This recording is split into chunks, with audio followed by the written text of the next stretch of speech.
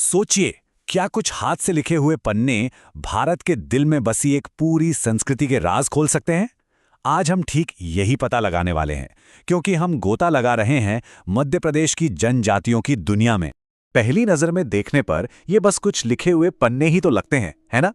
लेकिन इन्हीं लकीरों और आंकड़ों के बीच मध्य प्रदेश की आत्मा छिपी है।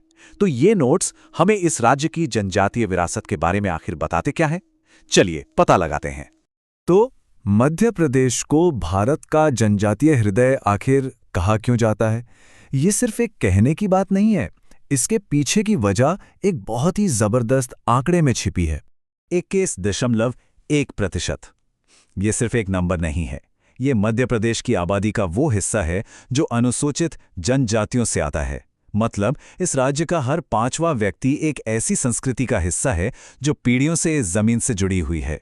यही चीज इस क्षेत्र की पहचान को असल में परिभाषित करती है। पर यह 21.1% की कहानी सिर्फ इस एक संख्या तक सीमित नहीं है। ये कहानी है लोगों की। आइए इन नोट्स में दिए गए आंकड़ों पर एक नजर डालते हैं, जो हमें इन समुदायों की जिंदगी की एक झलक देते हैं।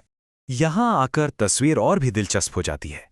जब हम अनुसूचित जनजातियों यानी एसटी की तुलना अनुसूचित जातियों यानी एससी से करते हैं, तो कुछ बड़े अंतर साफ दिखते हैं। एसटी समुदायों में लिंगानुपात 984 है, जो कि काफी बेहतर है और एक बहुत ही पॉजिटिव सोशल इंडिकेटर है।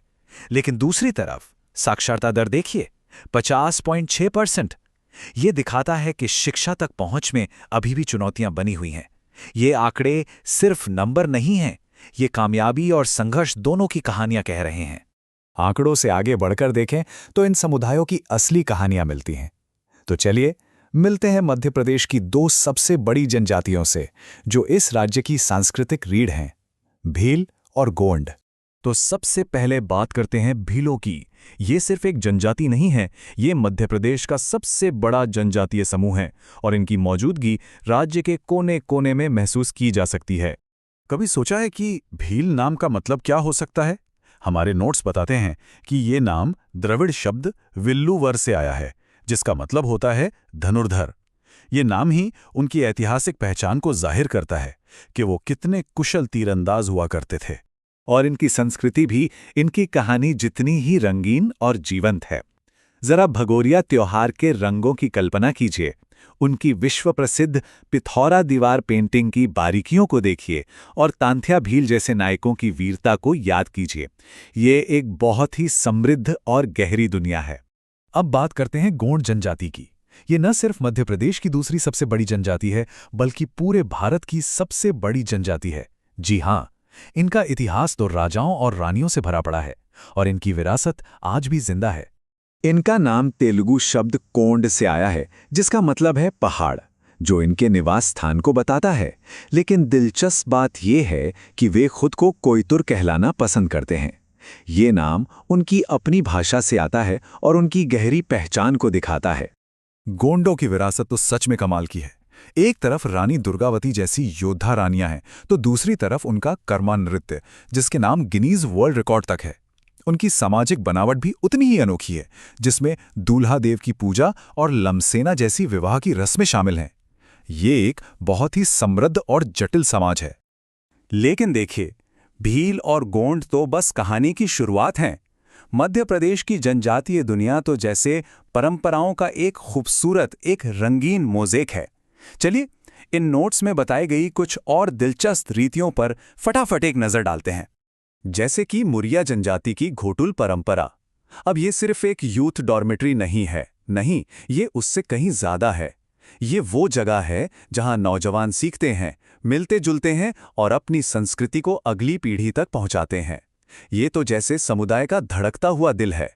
फिर है दूध लौटावा की प्रथा। ये गोंड समुदाय में शादी की एक रस्म है, जहां ममेरे फुफेरे भाई बहनों के बीच शादी को बढ़ावा दिया जाता है। ये सिर्फ एक परंपरा नहीं है, ये पारिवारिक रिश्तों को और मजबूत करने और समुदाय को एक साथ जोड़े रखने का एक तरीका है।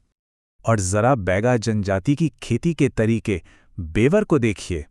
वे जमीन पर हल नहीं चलाते, और जानते हैं क्यों? क्योंकि वो धरती को अपनी माँ मानते हैं, और अपनी माँ को चोट पहुंचाना तो पाप है। सोचिए, प्रकृति के साथ कितना गहरा, कितना सम्मान का रिश्ता है ये। तो आखिर में ये जो हाथ से लिखे नोट्स हैं, ये सिर्फ आंकड़े या तथ्य नहीं रह जाते। ये तो एक जीती जागती लाइब्रेरी की तरह हैं, जिसका हर पन्ना मानव संस्कृति की विविधता, उसके हिम्मत और उसकी खूबसूरती की एक अलग ही कहानी सुनाता है। और ये सब हमें एक बहुत जरूरी सवाल पर लाकर छोड़ देता है। आज के इस तेजी से बदलती, मॉडर्न होती दुनिया में इन प्राचीन संस्कृतियों का भविष्य क्या है? हम कैसे ये पक्का कर सकते हैं कि परंपराओं का ये अनमोल खजाना सिर्फ बचा ही न रहे, बल्कि और फले फूले? ये एक ऐसा सवाल है जिस पर हम सबको सोचने की जरूरत है।